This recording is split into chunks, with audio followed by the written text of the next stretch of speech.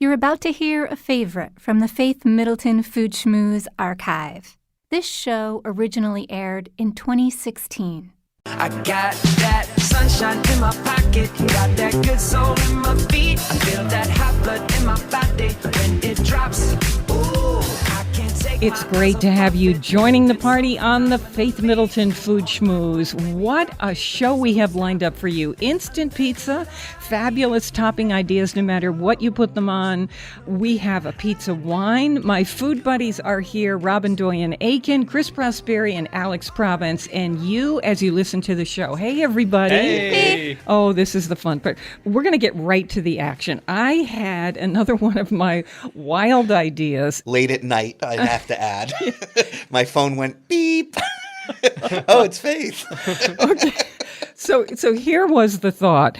We all like our beer ice cold, or at least Chris and I do. Alex, are you the same? Icy cold like my martinis. Same here. Right? We're all the same. Yeah. So we normally put the beer in the freezer just before we drink it. You can't always do that. And you and I have been known to put an ice cube in it, Well, which absolutely people sort of I look have. at as funny. So here's the thought that was in my head. Why can't we make beer ice cubes? Would that? So of course I get on. That's the text.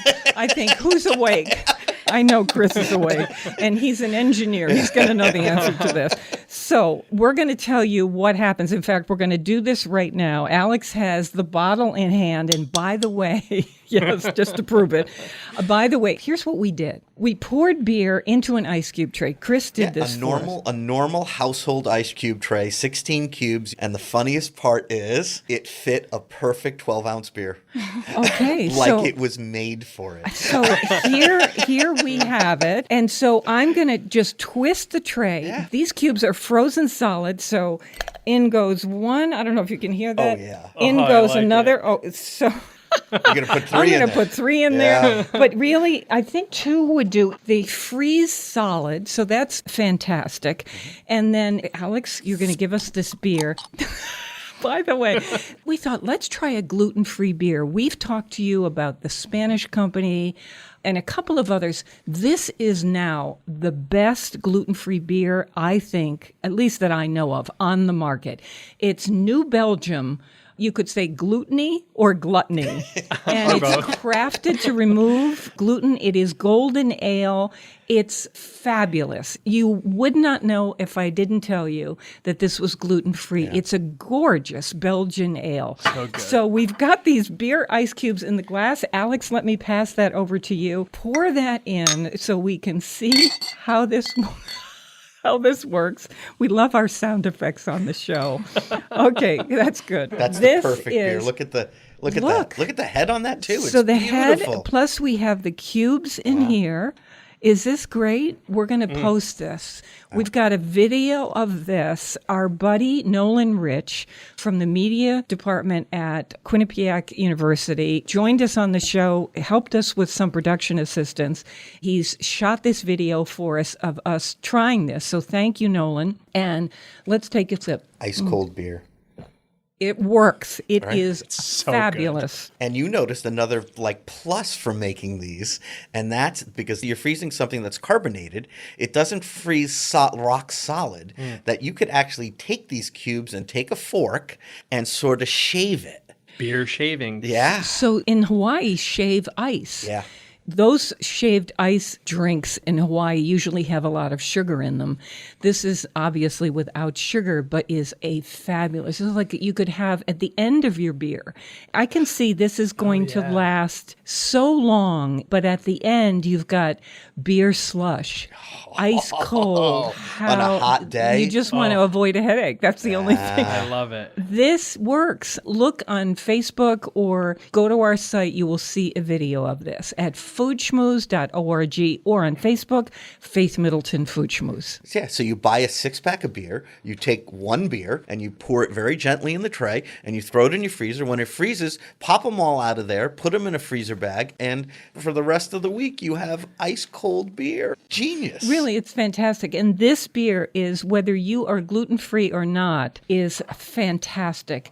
New Belgium, we've got that posted on the site too. Alex has the story on this brewery. New Belgium, So gluttony.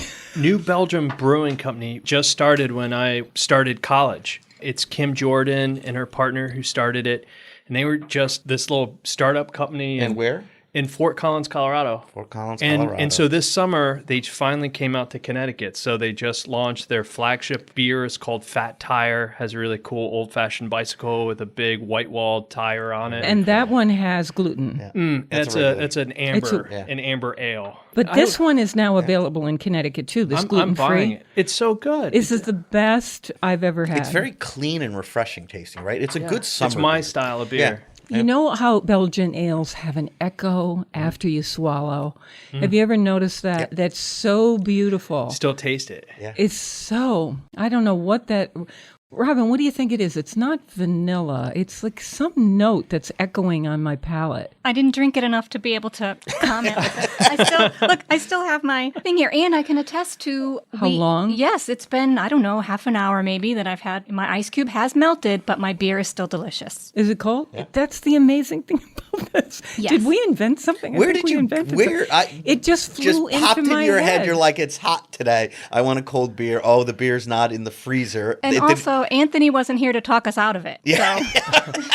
But no, seriously, did you just think I want a cold beer? Is that? I like you, Yeah. Chris. I'll put ice cubes in scotch. I will put ice cubes if I don't have access to grabbing the beer straight out of the freezer before it absolutely freezes. Yeah. And I thought, how could we do this without watering down whatever the thing is? And I thought, wait a minute, has anybody ever made beer ice cubes? Why can't we try that? I didn't know if the alcohol content would keep it from freezing. Do you think we could put it in a blender with some lime juice? Make a blender drink out of it? Beer cocktails, right? Why not? Alex, I'm that's just a thinking great slurry. idea. So cold. Yes. We're going to take Somebody this has to the do next it. level.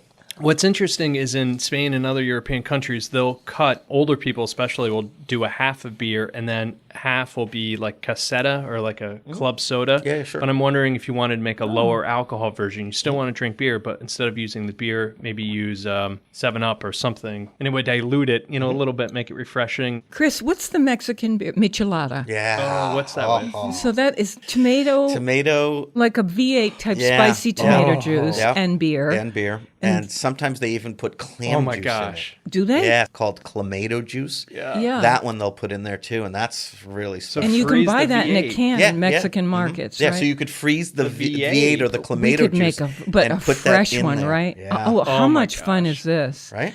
We could do we got to do beer cocktails. You're thinking what? Taking fresh tomatoes, putting them in a blender, and then freezing it with dilute it with a little water? No, we're talking about No. taking a can I'm of tomato thinking, juice. no, I'm thinking a spicy V8 juice in a can. Yeah. But Alex, You go ahead I'm with going that to blender. your house Yeah. because you're going to do it better. You make that for us. You're doing the artisanal thing. Faith was just like, let's just freeze the beer. Let's just let's get right down to it. It's like, all right, so that's the action. Foodschmooze.org to see the video or on Facebook, Faith Middleton Food Schmooze. We're going to go wall-to-wall pizza on the show. Later on, we have Lisa Atwood, who's going to be talking to us from her house in Sonoma, and she is editor of the Total Grilling Manual about cooking with fire, whether it's gas or wood or charcoal, and we have all kinds of recipes. You're all making your own dough. But we want to start off by talking about pizza where you don't make your own dough. I'm the king of that. I am totally the king of that. Oh, do I? Because I don't know. Pizza should just be the easiest thing, and whatever you do, it has to, in my mind anyway, it has to beat going to the corner pizza place and spending like almost no money and buying a large pie. So do you know what I mean? It has to be that simple. Well, I know that when I get home from a busy day here, I'm not going to stand around on a weeknight and make a pizza. I'm just not going to do it. And so you say, well, you could go to the bakery and ask them for dough or the supermarket and grab some dough. I want to do something even faster than that. So I thought we could have a really good time coming up with ideas of what's the raft under these toppings. What could we do that's really super fast and fun and delicious? And so I challenged Robin and Alex and Chris. So let's start talking about these. We've got toppings to talk about and what you're going to use as your raft for those toppings. All right. And you gave me some good ideas, but the first one that popped into my head was the English muffin. Of course. Grew up with that. Yeah. Yep. And it goes on the grill. So you break it apart, like you're supposed to. With a fork. Yeah, and just sort of spin it. And then you take it out. I didn't even do anything on it. I didn't put butter or oil or anything. And I just plopped it on the grill. I did the cut side first. And I got that nice and charred. And then I flipped it over. And when I flipped it over, I had my toppings ready. I took a little tomato sauce and a little mozzarella cheese. And that's it. I just did a tomato mozz. And I put it on there. And I dropped the lid to the grill. And in minutes. How many minutes? In minutes. Minutes. No, not even. And the top just heats up, right? Yeah, and then because there's nothing to cook, right? And I like mine probably like yours. I like my whatever it is. I like it charred. I'm gonna go even more. And that was just that I could do. That's on your gas grill. That was on my gas grill because I was Quick, lazy. easy. Yeah, and again, it's really good on charcoal, but yes, easy is best. Robin Doyen-Aiken, what do you got? Well, today we had a pizza on a tortilla, and I thought that was my idea. That was what I do. And that was my idea. Yes, we make pizza on tortillas all the time. Corn tortilla, flour tortilla, it doesn't matter. If it's round and you can put some sauce and cheese on it, we use it. We are talking about tortillas that you buy in the supermarket. And sometimes you can get them pretty artisanal, pretty handcrafted. Sometimes I'll go into a Mexican market where they've got some really pretty good ones, and I will use those. I like the corn ones because I like the flavor that gives. And my new favorite is, and I posted this on the site, I call it instant chicken watermelon pizza. Nice. Now that sounds kind of wild, but what you do is you take that tortilla and you brush it with olive oil, corn tortilla on one side, pop it on the grill on the oil side down, and when it gets those golden brown grill marks, you kind of move it off the grill and start adding your toppings. So think about this combination for the top. A little diced jalapeno, some fresh watermelon cubes. You could add those at the last minute if you want. Diced avocado, some chopped fresh cilantro if you like it. Shredded rotisserie chicken. You don't even have to make the chicken. And then crumbled either Mexican cheese or feta and some diced up scallions. You could chop all these things up when you get home or before you go to work in the morning, and you'd pile it on top and return it to the grill. You close the lid for a couple minutes and you are done. But the must is you squeeze a little fresh lime juice on that tortilla and it is great. You want to add corn on that?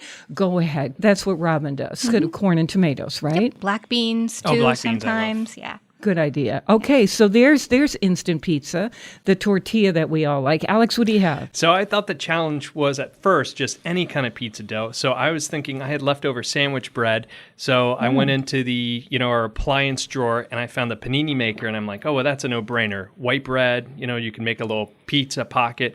And then I was thinking, I bet I could use my waffle oven to just put white bread in and then toast it quickly, and then I have my base. You mean the waffle iron? The waffle iron to make, great like idea. the pizza crust. And then from that, you could, make the pizza. Wait, tell me how you did it. That's a great Well, I was idea. thinking you would just take the white bread and then you would overlap it to make, fill the whole waffle Four iron. squares, yeah. And now you have your base. And Like you 4 slices or Yep, two? yep. Yeah. And you toast it, and now you have all the nooks and crannies to hold the pizza What a sauce. great and, Pizza idea. and then it's an Yeah. instant It's Oh genius. my waffle. God, It's that's genius. fantastic. But then I thought, okay, Wait, the look. rules has to be grilled. So then I'm thinking, okay, well there goes that idea. No, it doesn't. I didn't. I think that's the best idea of the day. Best idea ever. The only rule was it had to be pizza. Yeah, a waffle iron could be considered a griddle. It did until I put it on the grill and the cord melted. Yeah. So then what did you do? So you take it out of the waffle And iron. now you have it's a got base, nooks and crannies. so you could put your favorite pizza sauce and some mozzarella, some black olives, and bacon or whatever. What I ended up doing to fit the criteria of the Wait a minute. not And then done with does you that yet. go on does that go on a tray and then in the oven to warm Yeah. up do the the oven, or you topping? could do the grill, whatever. I don't have a Little gas toaster grill, oven so a would gas work grill great. is Yeah. quickest because it Toaster lights oven. up fast. Toaster oven would be If the it's best. big enough, but Yeah. if not, right on a sheet pan in the broiler, oven. or broiler too.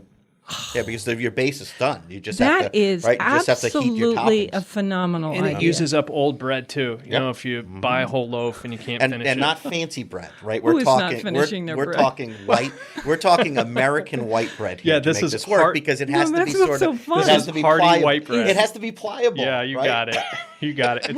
It's got to melt into the. Robin, Mold. is this gotta a be great moldable. Moldable. This is a great kid Injection project. mold. Absolutely. You know, there's this blog called Waffleize It. The blogger tries to see if she can make anything a waffle. And this pizza waffle idea is one. If she doesn't have already, she should steal. Yeah. Yeah. It's a good one. Alex. I just think it's a really fun project for kids. I really Oh, do. gosh, and so yeah, right? And they'd I got eat a that couple up. Yeah. They would yes, eat it literally. up, literally. Oh my God. Okay. So I was wondering about why does the raft for the toppings have to be bread? That's the question I want to raise. Are there things that we could do? Because we're going to take a quick break. And then on the other side of the break, are there things that we could do where you're not using bread? If somebody can't or doesn't want to, or you're paleo or whatever it is, or just, it's your health profile, you want to try something different, let's get into how that would go. I also want to raise the topic of, Chris, I can go one simpler with you. When you said you did English muffin, Okay. why can't we do saltines? Sure. Why can't we I do would say pizza that. toppings on saltines? On Why a can't we brick do of on saltines. Ritz crackers? Ritz crackers. I don't know why we Triscuits? can't do that. Triscuits. They can hold a lot. I love Triscuits. She says dirty. from experience. They have the new dill and sea salt. That's incredible. Really? Oh my gosh. I can eat them by the box. Smoked salmon pizza for that one. Oh, okay. More mouthwatering conversation and fun. Head on the Faith Middleton Food Schmooze. I hope you will make a charitable contribution to feed the hungry. We're online now at foodschmooze.org, and we'll be right back. I'm trying to keep it cool, but I can't keep cool and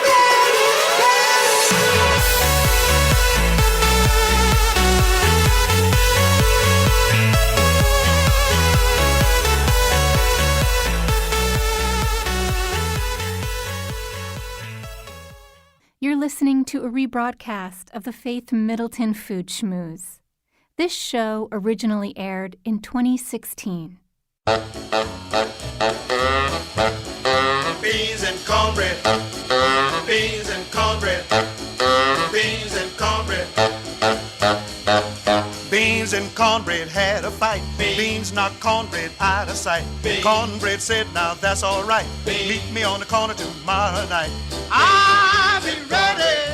I'll be ready tomorrow night. I'll be ready.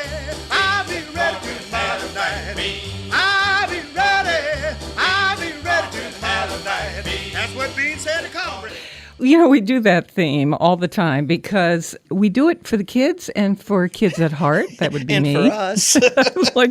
Exactly. I want to let you know, as we always say in this segment, that we have a free podcast for you. That means you don't miss a drop of pleasure on the show. You just sign up for it once at our site, and then it comes to you. And you can listen to it whenever you want. You can have it on your smartphone, on your iPad, on your whatever, your desktop. And so if you want to be, you're in the car or something and you want to be entertained, it's right there. And it is really easy. It's really So easy. You can pause it. Yeah. I know. Yeah. Go Chris back. Chris gets off work Yeah, at Metro Beast, and My phone connects to my car. And he'll say to me, after 10 o'clock at night, he'll say, "Oh, that was a good show," or this, and I'll say, "Huh?" It's Tuesday at 10 p.m. Okay, so anyway, how do you do that? You just go to Food Schmooze, SCH like school is how you spell schmooze, foodschmooze.org. And also you can discover our delicious curated food, wine, cocktail recommendations. We love talking with you, so we say stop by often and say hi to us. We're always online at foodschmooze.org. I'm with my treasured food buddies, Chris Prosperi, chef and co-owner of Metro Beast Restaurant in Simsbury, Connecticut, wine broker Alex Province, senior producer Robin Doyen-Aiken. There we go. Now, we've got a guy here who I call him a bachelor guy, And this is This Nolan. is now the dating show. It's not about it. So this is Nolan Rich, and he lives in Hamden, Connecticut, and he was helping out on the show today. I really appreciate it. So Nolan, as we're talking about pizza ideas, throw one at me. What do you got? What do you have? Well, I got two good ones for you. I mean, that whole segment, my mouth was salivating. I was just like, oh my God, I need a pizza right now. I mean, you guys are making me hungry just sitting in this room. So one of my favorite times to eat is breakfast, of course. I think I can eat an omelet at night. I love night breakfast. You know, pancakes, late night is great. It's fantastic. So I was thinking, one of my favorite foods is omelets. Why couldn't we make a pizza omelet? When you do the omelet and once it's all cooked up, you put a little bit of tomato sauce in there, maybe a little bit of bacon, some onions, some mozzarella cheese, and when you fold it together. So I was thinking a pizza omelet. But since we were also talking about the grill, and I'm being the big grill person that I am, I don't know if you've ever heard of this, but it's called the Juicy Lucy from Minneapolis. It's where they actually bake the cheese within the burger. So what I was thinking is you take 2 hamburger patties, you put mozzarella cheese and tomato sauce in the middle on one patty, put one flat down, and then you put the other one on top of it. What you do is you pinch the edges around the entire side of it so the cheese and the sauce will bake within the burger. So when you take a bite of that burger, there'll be a nice flow of cheese and sauce. You can maybe put some chopped up bacon, some small onions Say in pepperoni. there. Some Bachelor pepperoni. man. Yeah. You're onto something. No, that's the pizza burger. I'm Yeah. in. Yeah, you always hear about pizza burger, and then this is actually This a pizza. is a burger pizza. It's the Inception pizza within a burger. I'm still trying to envision biting the this like a conception. double patty and getting it all. Yeah. Does it have bread too? Yeah, it Yeah, has I bread, think you know. so. That's why you get the thin hamburgers. Make sure they're nice and thin. Don't get the too thick ones, or you're gonna have to like break your jaw to Yeah, eat it. exactly. But Like that's the a boa good. I constrictor. like that more than the omelet one, and I like the omelet one.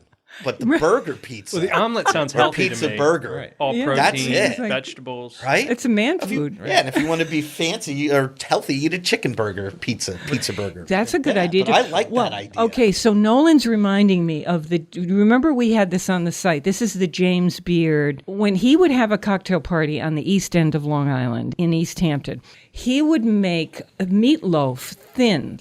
Like a half-inch thick. Remember we did this, Chris? Half-inch gosh, thick. yeah. So he'd pat it down on a round tray, Robin. He would press it down, and then bake that, pizza. Yeah, Like yeah. a pizza. It was like a pizza dough. Yeah. So he'd bake that meatloaf and put any seasonings he wanted. Then on top of that would go your pizza toppings.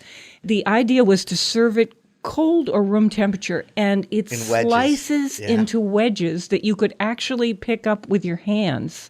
So this is paleo. This is gluten-free, depending on I what you totally put on remember top. making that. It was delicious. Everyone was standing around the kitchen looking at me like, "What's he doing?" But Yeah, that's really good. that goes to what you're right. That's that pizza burger idea. Yeah. I like it. I need to look that up. Yeah, repost. It's on our website. I have one more, and this goes outside the box too. Does it have to be pizza dough or anything like that? Can it be something else? So I used my lifeline, and I called a friend because sometimes you got to talk this through. So I called, Priscilla Martell, and she's a pretty good home cook, right? And what I said was we were talking gluten free, and she goes, "Why does it have to be just like what you said? Why does it have to be a dough? Why can't it be something else?" And she suggested polenta.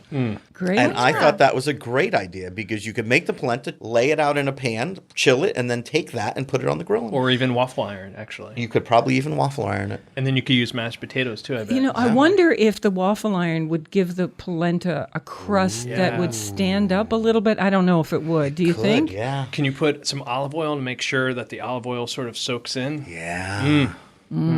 See, these go all to that side of not being pizza dough. Okay, so what we're talking about on the show, if you're just piling in, as people do every 15 minutes, we're going to get to making your own pizza dough later on in the show. But if you don't want to even use dough, if you want to do faster than that, simple, on a weeknight, how do you do an instant pizza? We've gone as minimalist as saltines and Ritz crackers. We've gone to Chris's English muffins on the grill. We've done Alex's White bread in a waffle iron. We've done Robin's tortilla, and we share that idea. And you gave me one last night too, which was French bread. And I did that as well. Oh, where that's I took classic. a French bread, So baguette, put it right on the grill, cut it open. horizontal slice. You've got 2 pizzas right there, You could use Italian, you could use French, whatever it is, which is kind of a misnomer. It's all the same dough. So you do the same thing on the grill. Pizza topping, you can do it under your broiler, depending on what you want to do. But it grilled up so nice. It got crispy, that it was like that. That's for the out of the ones we pizza made. lover. Yeah, that's out of the ones we made. That was one of my favorites. Okay, so now what about this? Because I agree with Priscilla. Why does it have to be this, bread product? What happens if it's vegetable? Can we grill zucchini? You're not going to hold this, but it could be on a plate. Rub it with some olive oil, grill the zucchini, cut it a little bit thick, and then pile on your toppings, not necessarily on the grill, though you could, but then top it on. Chris is mouthing eggplant. Great idea. Yeah. So now I want to add portobello mushroom. Oh my God, yes. We once did portobello mushroom pizza on the site. Oh, right. They're delicious, and you actually can hold them in your hand. Yeah. Vegetables will work as a raft for your pizza toppings. Yeah. Simple, right? And quick. That's the key. Both of those, That's if you our used game. eggplant, zucchini, or portobello mushrooms, those would go very fast. You'd clean them, cut them, then you'd maybe toss them with a little olive oil and herbs and spices, put them on the grill, get them started, take them off, put your topping on, put them back on, close the lid, done. So we're not talking about his toppings. Robin got the closest by talking about black beans and scallions. I guess I talked about the watermelon chicken pizza, which is delicious, a little cheese, and it really is good, and you do it on a corn tortilla. So what about our toppings? My favorite right now, Carsabella, is a place that I drive home. It's a pizza place, and they do what I call my salad pizza. And it's a very simple dough, and I think they put a very small amount of tomato sauce, if any, and then fresh prosciutto sliced, and then they put an arugula salad on top with shaved Parmesan cheese. And I eat it with a knife and fork, It's like a pizza salad or salad So pizza. speaking of prosciutto, I was thinking, why do you even need the dough? Why couldn't you just, like the same way you weave bacon together to form a mat, you could weave prosciutto together to form a mat, and then you would put that on a baking sheet so that it gets hard and crispy, and then you'd put your stuff on top.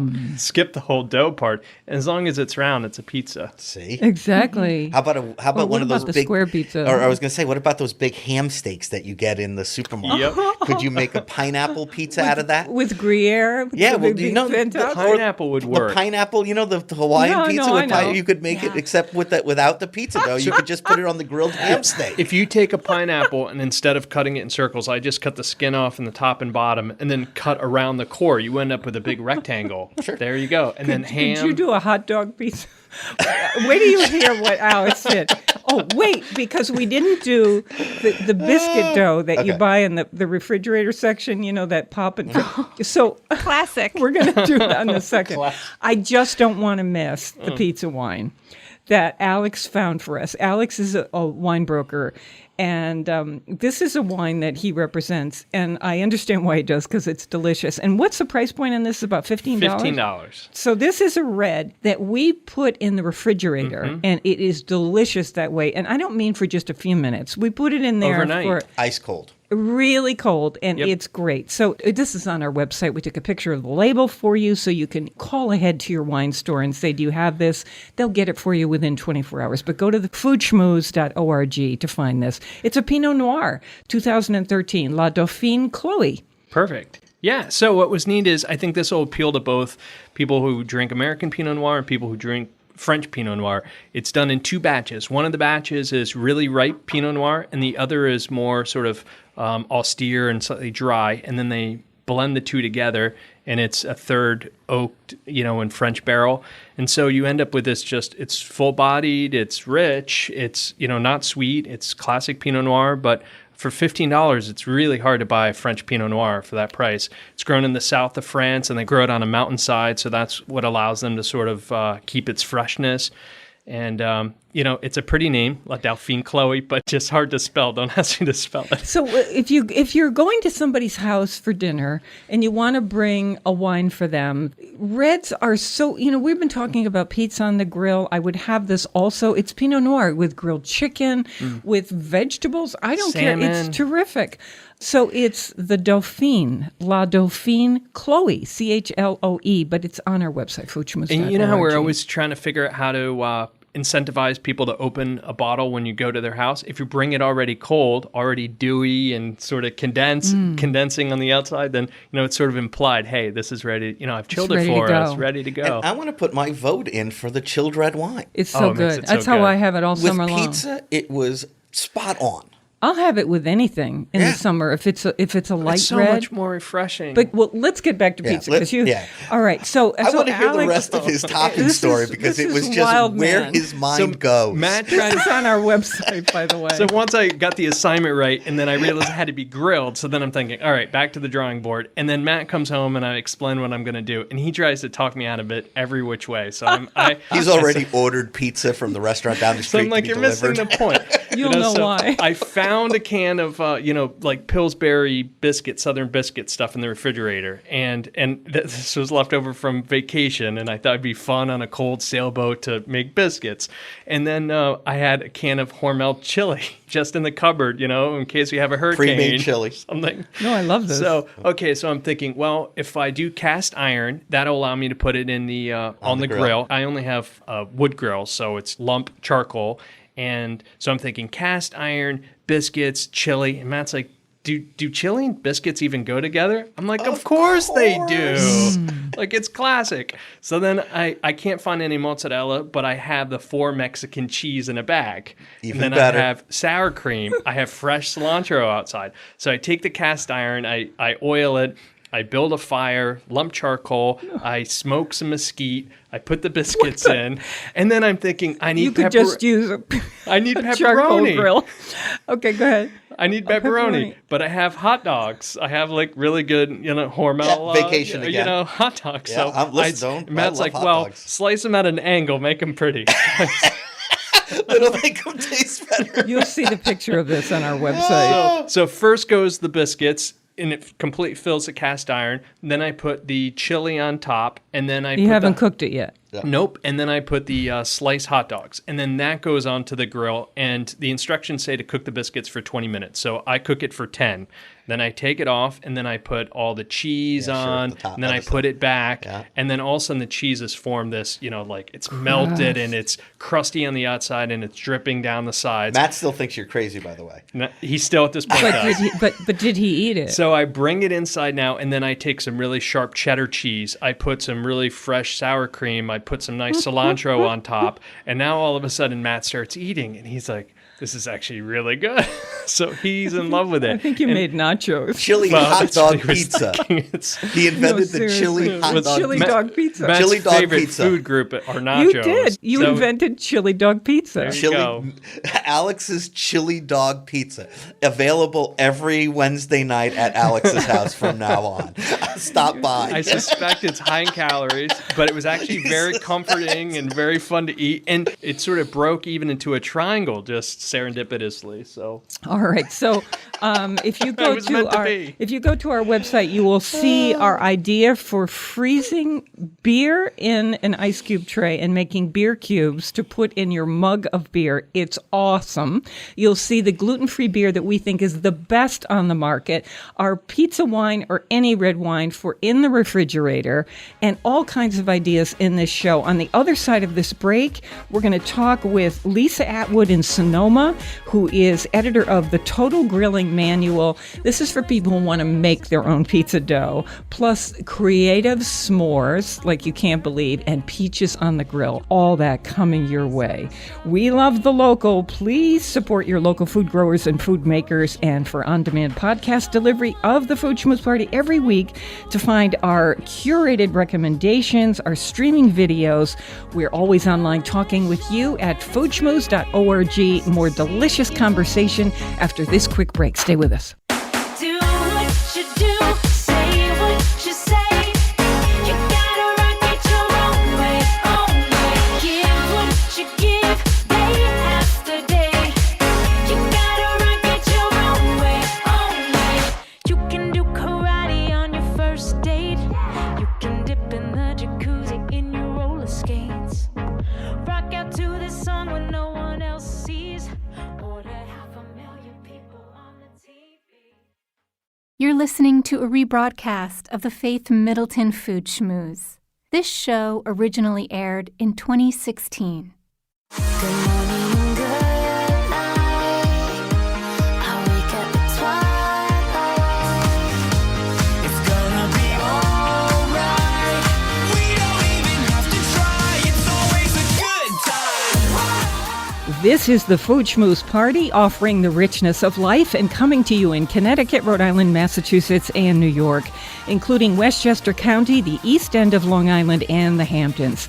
The senior producer is Robin Doyen-Aiken. To hear the show on WNPR, it airs Thursdays at 3.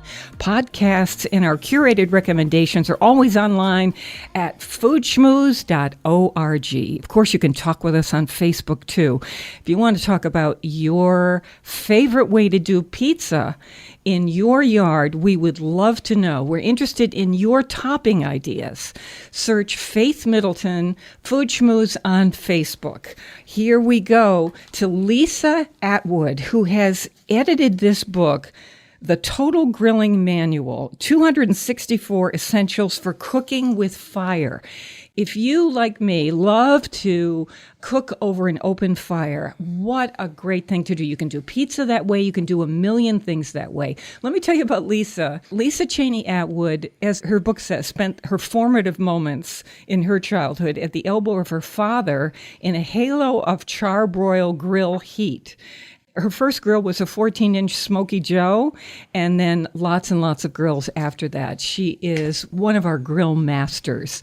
So I want to start. First of all, Lisa, welcome to the Food Schmooze Party. Hello. Thanks for having me. Oh, it's a pleasure. Well, we've been going crazy with pizza. We're going to get to your dough recipe for people who want to make their own dough, but I can't resist. We're going to start with dessert, right? Oh, yeah. We're s'mores people. So we were very interested in your open fire s'mores. This is one of your grilled specialties. So tell us about this recipe. This is not your grandmother's s'mores. The great thing about this recipe, and actually like lots of recipes in this book, is that it gives everyone their own taste kind of to come to the fore, so that you have a lot of different options and you can just put things together the way that you want to. But the great thing is ideas.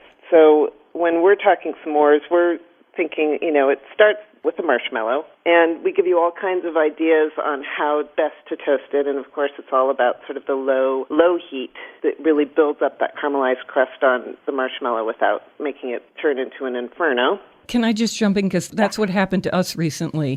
I was at... I don't think you're alone there.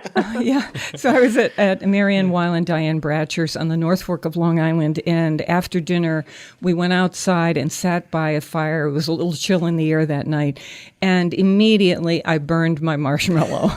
We had sticks. We did the whole thing right, and it was just a piece of charcoal briquette by the time I was done. When we were kids, we had a competition on who could do it more perfectly.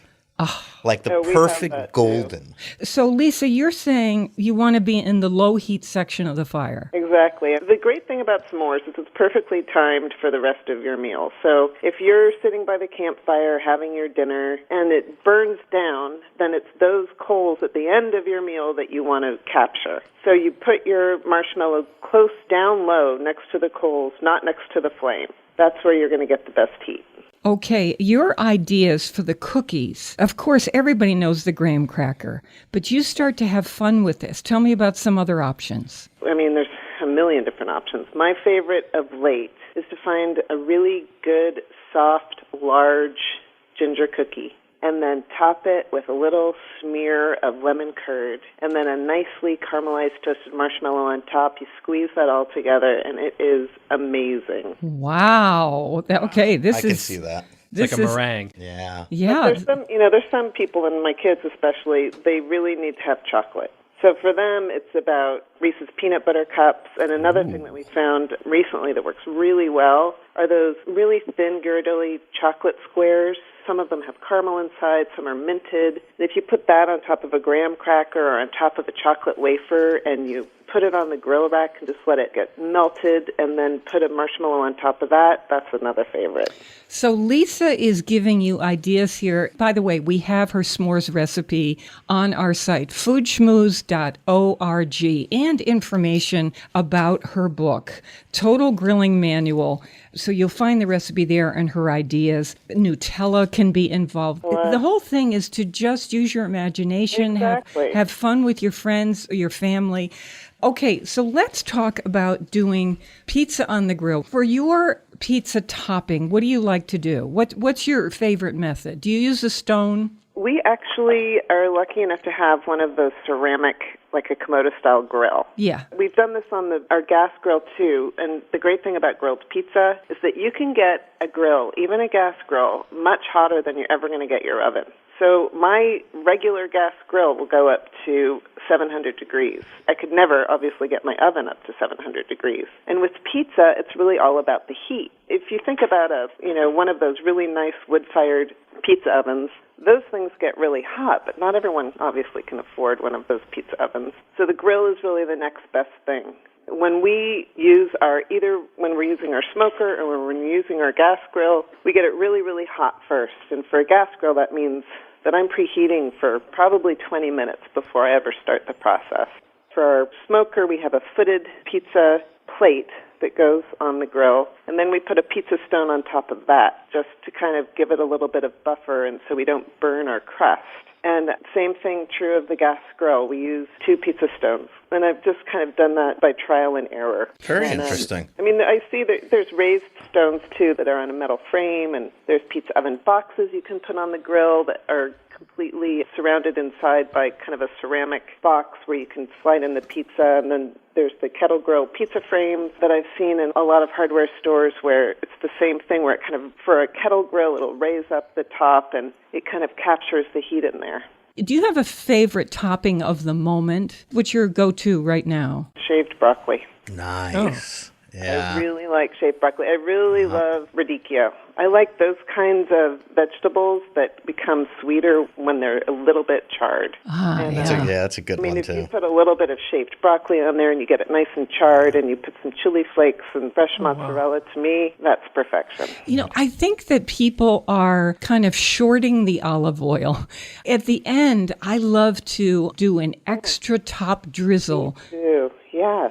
And some sea salt. Even a little brushing around the side. And I like flavored olive oils, too. Not just the roasted garlic, but a little bit of lemon olive oil, some nut oils. I have a harissa oil that makes everything divine. We used actually one that's called pizza oil from a company here in Connecticut. And Ariston. and it's actually flavored like pizza. It has tomato and basil flavor. Oregano. And It's delicious. Yeah. It's a great olive oil. And I always put that on top of our We pizza. put that on here. bad tomatoes, by the way.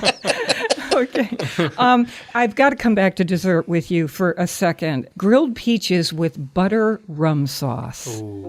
Okay. See, that's just great. So let me just say what's in here. Unsalted butter, brown sugar, a little bit of amber rum, ground cinnamon, a little salt, the peach halves, of course, olive oil or grapeseed oil for brushing on if you want a little vanilla ice cream on top. So how does this come together? With a lot of the fruit that I like to do on the grill, I think the trick is a little bit of sweet glaze or maybe a sweet and vinegary glaze or a sweet and salty glaze, something like that. So with the grilled peaches, the way that this recipe is that you take the peach and you kind of dip it in a rum and butter mixture with a little bit of cinnamon. And then when you put it on the grill, obviously that exterior glaze caramelizes and becomes sweet. Yum.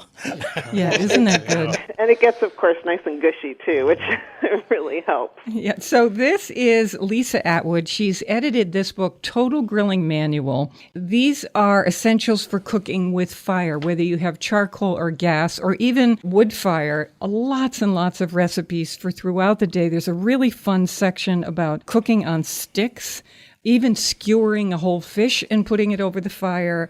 Let me come to, because we've been talking a lot on the show about not making your own dough, just so people don't feel pressured to do that. Mm-hmm. But you've got a pizza party dough in here, and I want to talk about that. And thank you for letting us put this on the site, foodschmooze.org. This is for your kind of fun, casual gathering.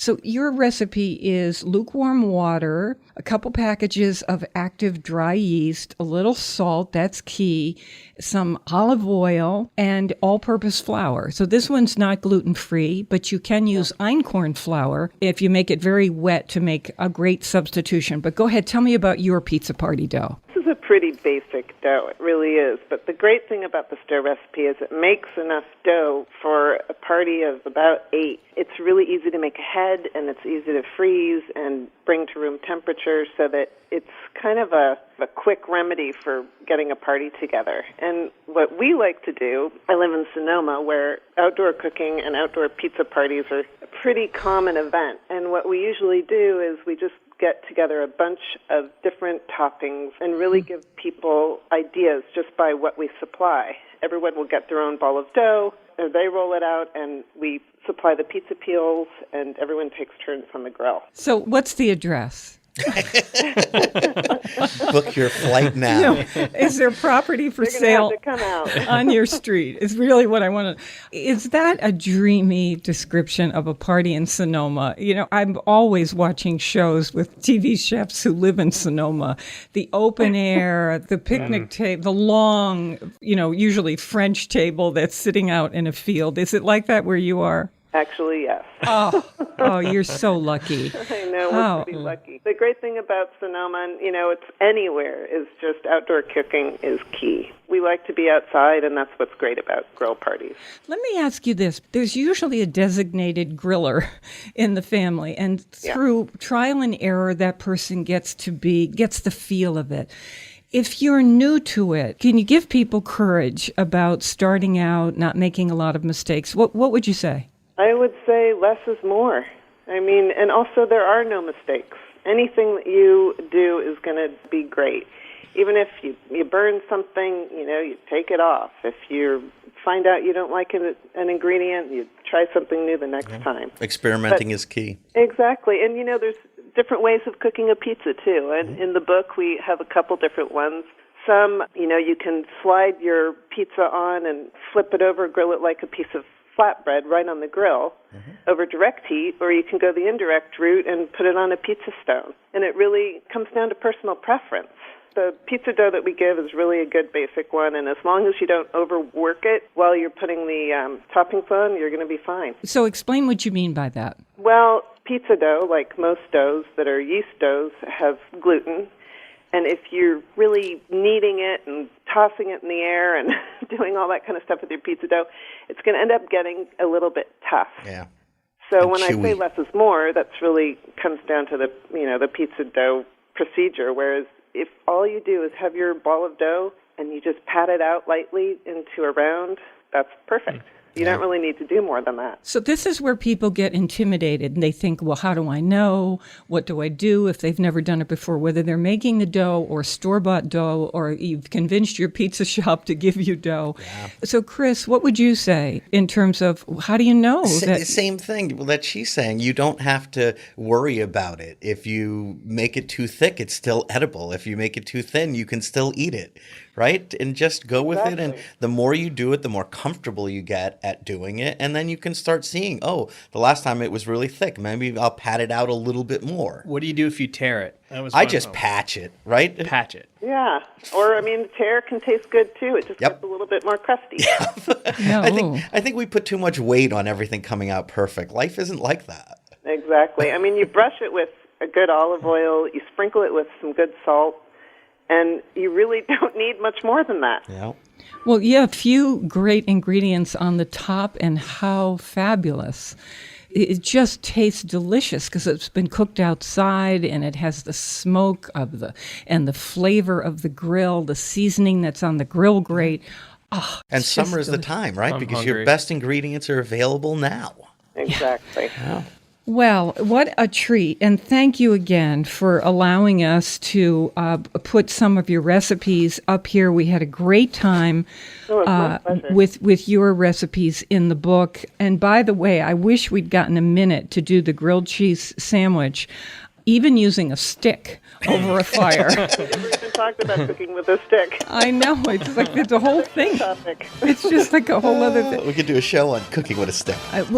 But this idea of doing a grilled cheese sandwich over the Fire. charcoal over the fire great is idea. just a great idea. And out of the box, people don't think like that. Lisa, thank you so much for being on the show with us. No, it was a pleasure. Thank you. Okay, and we'll see you soon out there. I hope so. Food Schmooze on the road. Here we go. All right, thanks All a right, lot. bye-bye. Lisa Atwood, author of The Total Grilling Manual.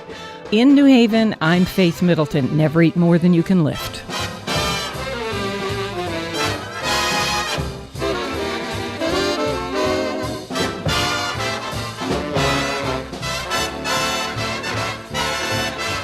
Everybody eats when they come to mind.